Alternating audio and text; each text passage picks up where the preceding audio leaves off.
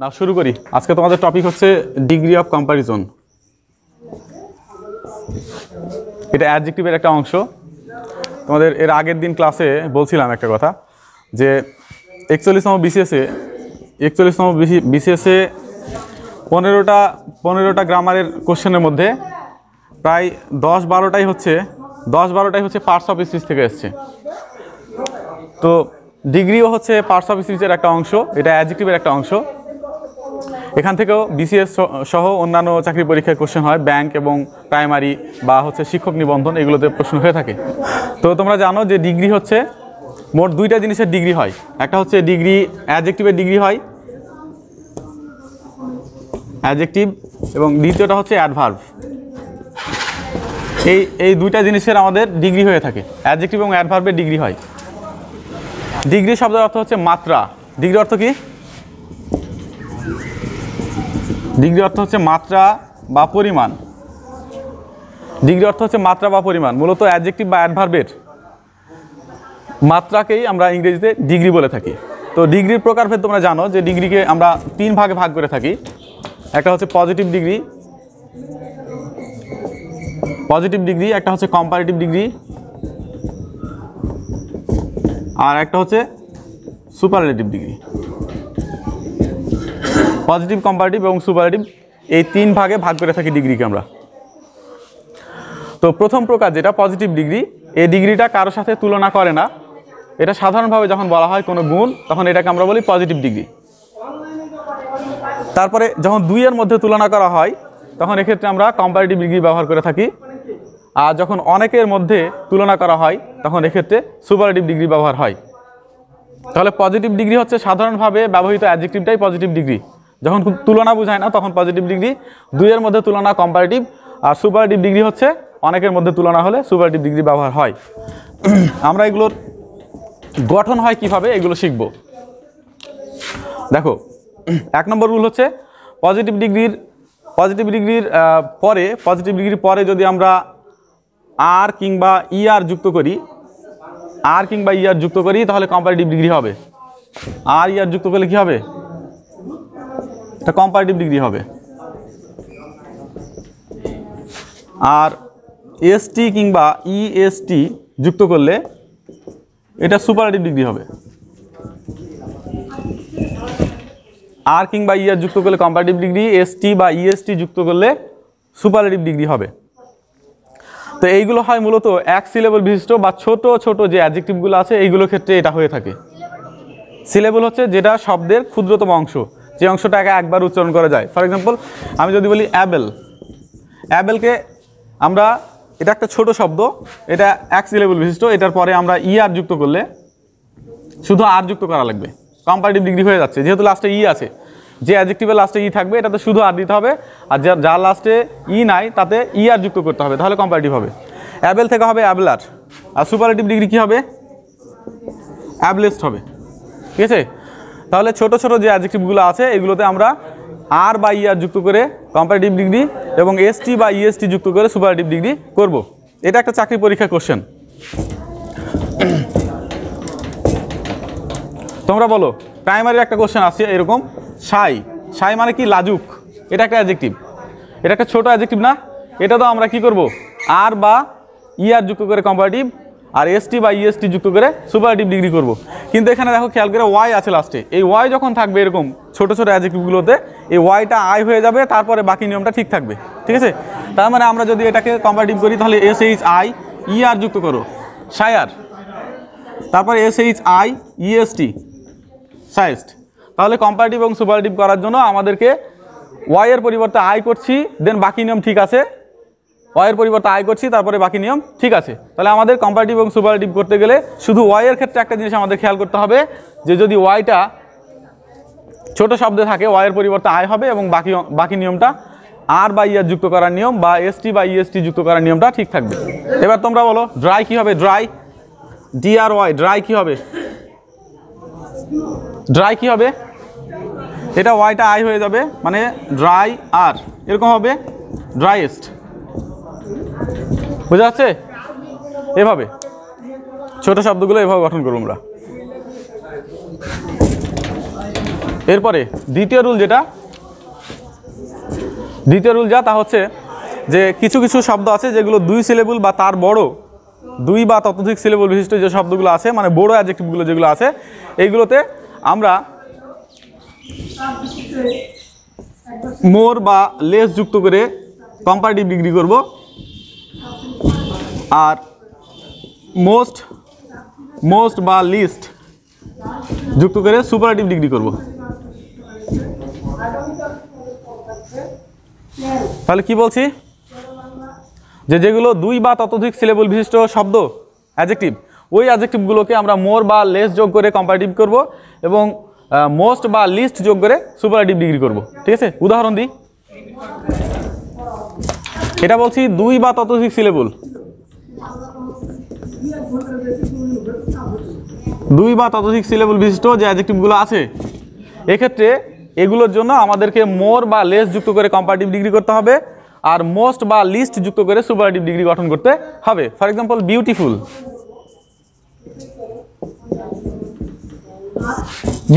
দেখো তো খেয়াল করে, বিউটিফুল 3টা সিলেবল আছে না, 2 বা ততোধিকের জন্য আমাদের নিয়ম হলো এটার আগে আমি মোর যুক্ত করব, তাহলে মোর বিউটিফুলকে কি হলো, কম্পারেটিভ ডিগ্রি হয়েছে। কিংবা এটাকে কম সুন্দরী বোঝাতে আমরা কি করব, লেস বিউটিফুল বলতে পারি, লেস বিউটিফুল। ঠিক আছে, লেস বিউটিফুল বললে বা মোর বিউটিফুল বললে কম্পারেটিভ ডিগ্রি হয়ে যাচ্ছে। আর অন্যদিকে মোস্ট বিউটিফুল কিংবা লিস্ট বিউটিফুল, এটা বললে সুপারলেটিভ ডিগ্রি হয়ে যাচ্ছে। এটাই বলছি যে 2 বা ততোধিক মানে বড় যে অ্যাডজেক্টিভগুলো, সহজভাবে বোঝার জন্য বড় যে অ্যাডজেক্টিভগুলো আছে এইগুলোর আগে আমরা মোর বা লেস যুক্ত করে কম্পারেটিভ এবং মোস্ট বা লিস্ট যুক্ত করে সুপারলেটিভ ডিগ্রি গঠন করব। এবার তোমরা বলো, কেয়ারফুল কি হবে, মোর কেয়ারফুল বা লেস কেয়ারফুল, আর হচ্ছে মোস্ট কেয়ারফুল বা লিস্ট কেয়ারফুল।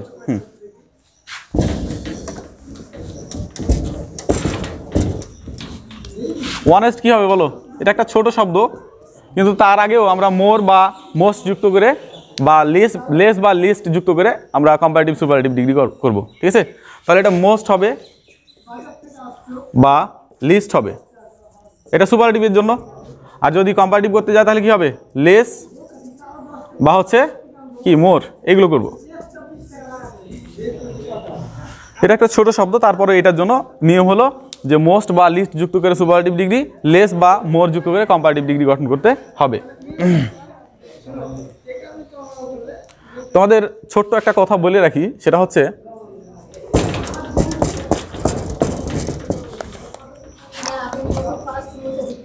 আচ্ছা, মাছ কিংবা মেনি এই দুটা পজিটিভ ডিগ্রি হয়, কি হয়, এই দুটা পজিটিভ ডিগ্রি হয়। এরপরে এই দুটার কম্পারেটিভ ডিগ্রি হয় মোর, তাহলে মাছ বা মেনি দুটোরই কম্পারেটিভ ডিগ্রি হয় কি, মোর।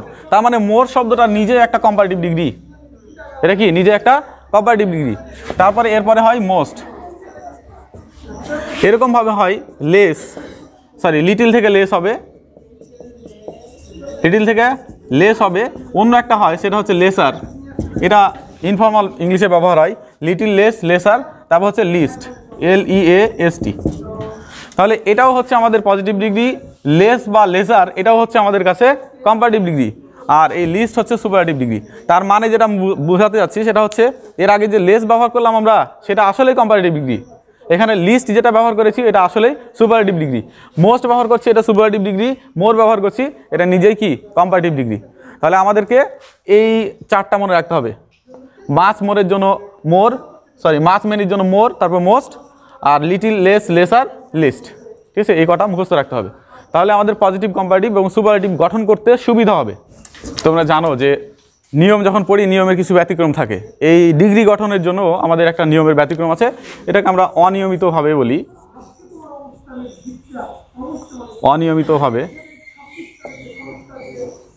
অনিয়মিতভাবে ডিগ্রি গঠন।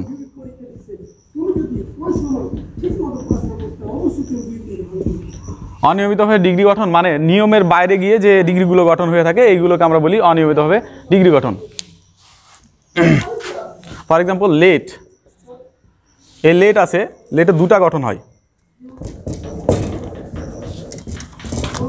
লেট, ল্যাটার, আর হচ্ছে লাস্ট। তারপর একটা হচ্ছে লেট, একটা হচ্ছে ল্যাটার, আর একটা হচ্ছে লেটেস্ট। দেখো আমরা এইখানে এই যে এইটা দেখছি না, এইটার ব্যবহারে কিন্তু পার্থক্য আছে বড় ধরনের, এবং এইটা কোশ্চেনও হয়। তা আমরা এইটা যখন দেখব তখন এটা পরবর্তী সময়ে এরকম অর্থ পাবো, পরবর্তী সময়ে। আর এটা যখন দেখব তা হচ্ছে পরবর্তী অংশে, পরবর্তী অংশে, পরবর্তী অংশে, পরবর্তী পর্যায়ে, হ্যাঁ এরকম বোঝাবে। উদাহরণ দিই তাহলে বিষয়টা ক্লিয়ার হবে।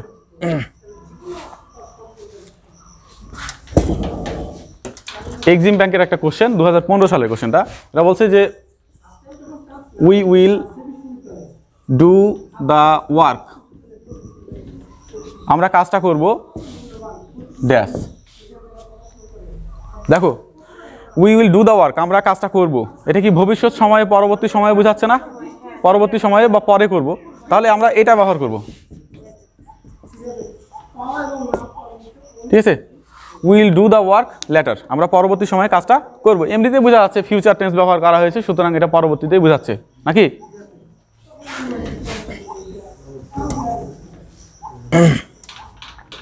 তারপর দেখো যে the dash chapters, the dash chapters of this book, হ্যাঁ পরবর্তী সময়ে বোঝালে লেটার ব্যবহার করব, LATER, হ্যাঁ হ্যাঁ লেটার, LATER, LATTER এরকম দেওয়া থাকবে। তখন এরকম ক্ষেত্রে পরবর্তী সময়ে বোঝালে আমরা লেটার LATER ব্যবহার করব। আর যদি পরবর্তী অংশে বুঝাই তাহলে, বা নেক্সট বাকি অংশে বুঝাই, তাহলে এক্ষেত্রে লেটার LATTER এটা ব্যবহার করব। না, দুটা উচ্চারণ একরকম ঠিক আছে, কিন্তু দুটা বানান আলাদা। তারপর দেখো the chapters of this book are interesting. তোমাদের একটা কথা বলে রাখি আমি, হ্যাঁ, বর্তমান সময়ে একটা প্রবণতা লক্ষ্য করা আছে যে অ্যাডমিশনে, ইউনিভার্সিটি অ্যাডমিশনে বা মেডিকেল অ্যাডমিশনে, ন্যাশনাল ইউনিভার্সিটি অ্যাডমিশনে যে কোশ্চেনগুলো আগে হয়েছে, ঠিক আছে, ওই কোশ্চেনগুলো থেকে হুবহু চাকরি পরীক্ষায় কমন থাকছে অনেক ক্ষেত্রে। হ্যাঁ, তাই আমাদেরকে ইউনিভার্সিটি অ্যাডমিশনের কোশ্চেনগুলো অ্যাভয়েড করলে চলবে না, ওগুলো আমাদের পড়তে হবে, ঠিক আছে? তো দেখো এটা বলছি the dash chapters of this book are interesting. এখানে বলছে এই বইয়ের, এটা কি পরবর্তী সময়ের কথা বলছে নাকি পরবর্তী অংশের? পরবর্তী অংশের চ্যাপ্টারগুলো, মানে পরবর্তী চ্যাপ্টারগুলো কি বলছে? আর ইন্টারেস্টিং। পরবর্তী সময়ের ইগুলো বলছে না, বলছে পরবর্তী অংশের চ্যাপ্টারগুলো ইন্টারেস্টিং, ঠিক আছে? তাহলে এখানে অবশ্যই লেটার ব্যবহার করতে হবে, LATTER। কিছু কিছু বড় বড় বাক্য গঠন হয় যখন, তখন দুটা নাউনের কথা উল্লেখ করা হয়েছে, দুটা নাউন, দুটা বইয়ের কথা, দুটা ব্যক্তির কথা, যাই হোক না কেন, পরবর্তী ব্যক্তি বা পরবর্তী বই, পরবর্তী কোনো কিছু বোঝাবার জন্য এই লেটারটা ব্যবহার করা হয়। লেটারটা ব্যবহার করলে বুঝে নিবা যেটা পরবর্তী বইয়ের কথা বলেছে, বুঝেনি? দুইটা বইয়ের মধ্যে পরবর্তীতে উল্লেখ করা হয়েছে যে বইটা, তার কথা বলা হয়েছে, বুঝেছো? এভাবে লেটার দিয়ে পরবর্তী অংশে ব্যবহৃত, মানে কোনো ব্যক্তি, বস্তু ইত্যাদিকে বোঝায়। এরপরে অনিয়মিতভাবে ডিগ্রি গঠনের আরও কিছুই আছে, তোমাদের এগুলো জেনে রাখতে হবে। সেটা হচ্ছে যেগুলো খারাপ কিছু বোঝায়, যেমন হচ্ছে ব্যাড, ব্যাড, ইল, তারপর হচ্ছে এভিল, এইগুলো আছে, এগুলোর জন্য হবে ওর্স, হ্যাঁ WORST, ওর্স্ট। তাহলে ব্যাড, ইল, ইভিল এর অর্থ হচ্ছে কি? খারাপ, সবগুলোই খারাপ বুঝায়। এই খারাপ বোঝানোগুলো ওর্স হবে, এবং এর জন্য সুপারলেটিভ ডিগ্রি কী হবে? ওর্স হবে। তো এটা সম্ভবত 18তম BCS এর কোশ্চেন, 18 না 28তম মনে হয়, হ্যাঁ 28তম BCS এর কোশ্চেন। হ্যাঁ, এটা ব্যাডের জন্য সুপারলেটিভ ডিগ্রি চেয়েছে, তাহলে ওর্স্ট হবে। এরকমভাবে হয় গুড, গুড বা ওয়েল, গুড ওয়েল, এই দুটা কি ভালো বোঝায় না? গুড ওয়েল দুটা ভালো বোঝায়। এই দুটার জন্য হবে বেটার, একটা হবে বেস্ট, সুপারলেটিভ ডিগ্রি। তাহলে গুড ওয়েল এই দুটার জন্য বেটার, বেস্ট। আর ব্যাড, ইল, ইভিল এগুলোর জন্য হবে ওর্স এবং ওর্স্ট। তো অনিয়মিতভাবে যে ডিগ্রিগুলো গঠন হয় সেগুলো তোমাদের যে কোনো বই থেকে পড়লেই হবে, যে কোনো বই থেকে পড়লেই হবে, হ্যাঁ, পড়ে নিতে হবে। এরপরে অনিয়মিত ডিগ্রির আরেকটা কথা বলি, সেটা হচ্ছে ফার। ফার মানে আসলে দূরে বোঝাই, হ্যাঁ, এটা হবে ফারদার, তারপর হবে ফারদেস্ট, দূরে। তারপরে এই FORTH ফোর্থ অথবা হচ্ছে FORE, এই ফোর যদি বুঝাই, ফোর বা ফোর্থ, এই দুটার জন্য হবে ফারদার, FUR, তারপর হবে ফারদেস্ট। কি বলছি, ফোর্থ অথবা ফোর, FORE, এর জন্য ফারদার, ফারদেস্ট হবে। বুঝা যাচ্ছে? কালি ফুরে গেছে। হ্যাঁ, সব বইতে দেওয়া আছে। এখানে এটা লিখছি কেন, তার কারণ আছে একটা, সেটা হচ্ছে এইটার ব্যবহার হয়ে থাকে বেশি যখন হচ্ছে পরবর্তীতে বুঝায়, পরবর্তী সময়ে, তখন এটা ব্যবহার হয় পরবর্তীতে, এই অর্থ প্রকাশ করার জন্য ফারদার ব্যবহার হয়। আর এই ফারদার মূলত দূরে, যেমন হচ্ছে আমি যদি বলতে চাই যে ঢাকা ইজ ফারদার দেন সিরাজগঞ্জ, এটা বলতে পারি, ঠিক আছে? তো এইভাবে যখন বেশি দূরে বোঝায় তখন এটা ব্যবহার হবে।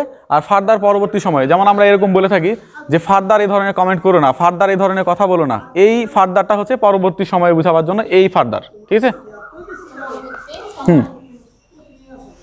পরবর্তী সময়ে এরকম বোঝাবে। যখন দুইয়ের মধ্যে তুলনা করা বোঝায় তখন কম্পারেটিভ ডিগ্রি ব্যবহার হয়। তোমরা এই কথাটা জেনেছো অলরেডি যে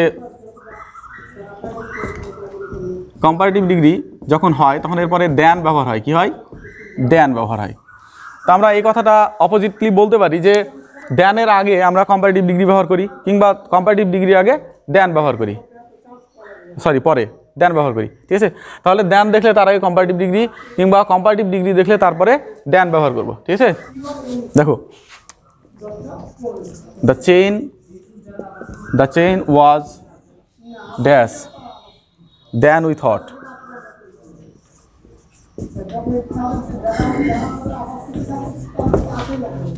এখানে দেন দেখছো না, দেন, তাহলে দেনের আগে আমরা কোন ডিগ্রি ব্যবহার করব? কম্পারেটিভ ডিগ্রি ব্যবহার করব।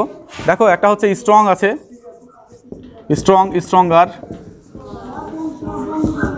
আর স্ট্রংগেস্ট। কি দিব আমরা? স্ট্রঙ্গার, কম্পারেটিভ ডিগ্রি ব্যবহার করতে হবে নাকি?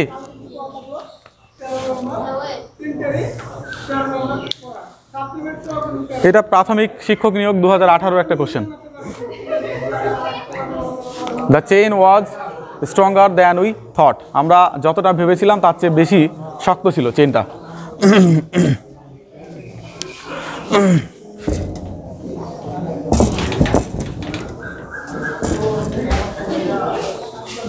হয়েছে?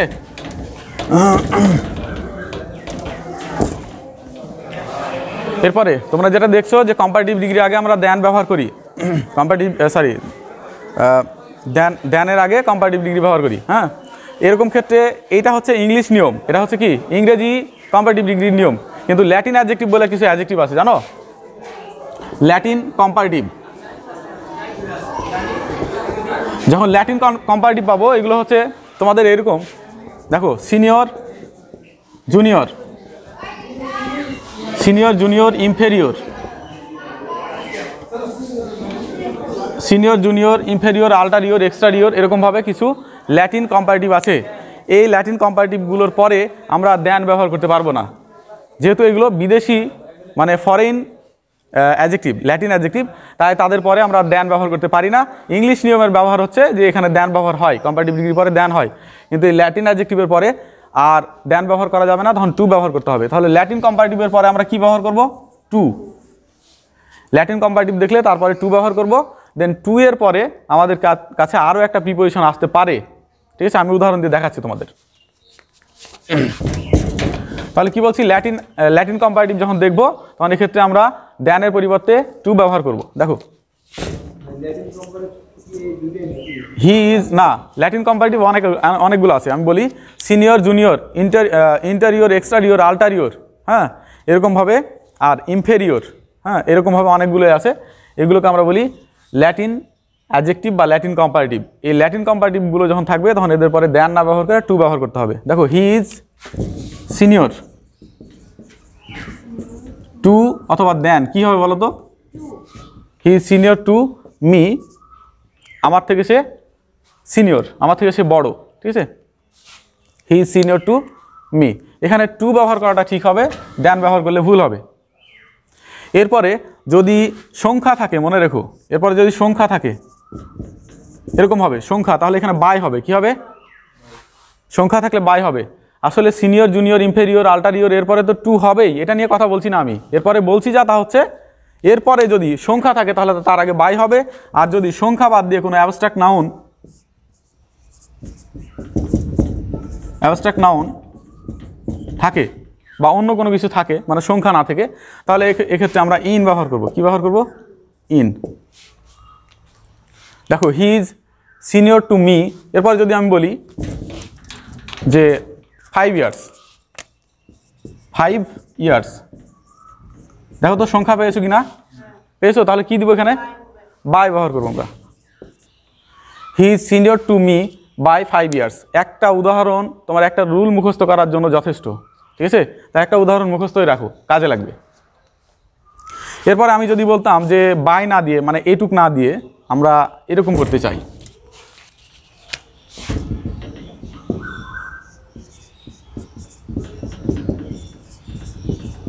ইন্টেলিজেন্স মানে কি? বুদ্ধিমত্তা না, বুদ্ধি না? তো ইন্টেলিজেন্স হচ্ছে একটা অ্যাবস্ট্রাক্ট নাউন। তোমরা অ্যাবস্ট্রাক্ট নাউনের গঠন জানো যে এটা সাধারণত লাস্টে CE, CY, TH কিংবা হচ্ছে হুড, শিপ, মেন্ট এগুলো থাকে না, ING কিংবা হচ্ছে RY, হ্যাঁ এরকম অনেকগুলো লক্ষণ আছে। এই যে সি আছে এটা হচ্ছে একটা অ্যাবস্ট্রাক্ট নাউন। অ্যাবস্ট্রাক্ট নাউন আগে কী হলো? ইন হয়েছে, ঠিক আছে? তাহলে আমরা বলছি যে সিনিয়র, জুনিয়র, ইনফেরিয়র, আল্টারিয়র, এক্সট্রারিয়র এই ল্যাটিন অ্যাডজেক্টিভগুলোর পরে, কম্পারেটিভগুলোর পরে আমরা দ্যান ব্যবহার না করে টু ব্যবহার করব। আর এরপরে বলছি যে যদি সংখ্যা থাকে তাহলে সংখ্যার আগে আমরা বাই ব্যবহার করব, সংখ্যা না থেকে অন্য কিছু থাকলে তার আগে ইন ব্যবহার করব। পরে নেক্সট যে রুলে যাব সেটা হচ্ছে যে আমরা এরকমভাবে প্রিফার, যখন প্রিফার দেখব বা প্রিফারেবল দেখব, প্রিফারেবল, তখন এদের পরেও আমরা টু ব্যবহার করব। কি করব? টু ব্যবহার করব। প্রিফারেবল। প্রিফার শব্দটার অর্থ হচ্ছে পছন্দ করা, তবে অধিকতর একটার চেয়ে আরেকটা বেশি পছন্দ করা অর্থে প্রিফার ব্যবহার হয়। আর লাইক মানে জাস্ট পছন্দ করা, ঠিক আছে? তাহলে প্রিফারেবল যখন দেখব তখন তারপরে আমরা টু ব্যবহার করব। যেমন হচ্ছে I prefer tea to coffee, মানে আমি কফির চেয়ে চা বেশি পছন্দ করি। যেটা আগে ব্যবহার করা হয় সেটা বেশি পছন্দ করা বোঝায়, ঠিক আছে? আর প্রিফার টি টু কফি, এখানে টু বলতে আমরা দ্যানের মতো মিনিং পাচ্ছি। কিসের মতো? দ্যান দিলে আমরা বুঝে যেতাম যে কফির চেয়ে চা, এটা বুঝে যেতাম, ঠিক আছে? কিন্তু এখানে দ্যান দেওয়ার নিয়ম না, নিয়মটা হচ্ছে কি? টু ব্যবহার করতে হবে। প্রিফারেবলের পরেও আমরা টু ব্যবহার করব, ঠিক আছে? প্রিফারের পরে দুইটা নাউন হবে, দুইটা মধ্যখানে টু হবে, অথবা প্রিফারের পরে দুটা জিরান্ড হবে, মধ্যখানে টু হবে। আরেকটা উদাহরণ দিচ্ছি, দেখো হি প্রিফার্স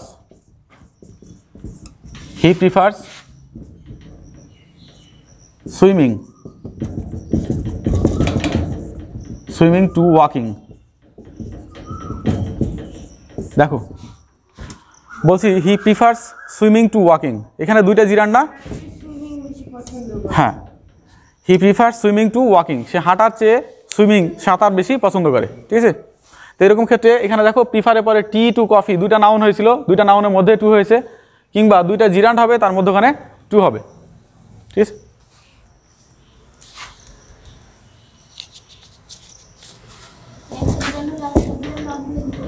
হ্যাঁ, এমন হতে পারতো কি জানো, যে এখানে রাইট ফর্ম অফ ভার্বের অংশে এখানে সুইম দিয়ে রেখেছে, এটা সুইম দিয়ে রেখেছে। তাহলে আমাদের জেনে নিতে হবে যে প্রিফারের পরে আমাদেরকে দুইটাই জিরান করতে হবে, অথবা দুটা নাউন করতে হবে, ঠিক আছে? তাহলে হি প্রিফার সুইমিং টু ওয়াকিং, এখানে এমন হতে পারে এখানেও দিয়ে রেখেছে গ্যাপ, এটা হতেই পারে, গ্যাপ পূরণে হতে পারে না? হতে পারে। তাহলে এখানে সুইমিং হয়ে যাবে, এখানে ওয়াকিং হয়ে যাবে, ঠিক আছে?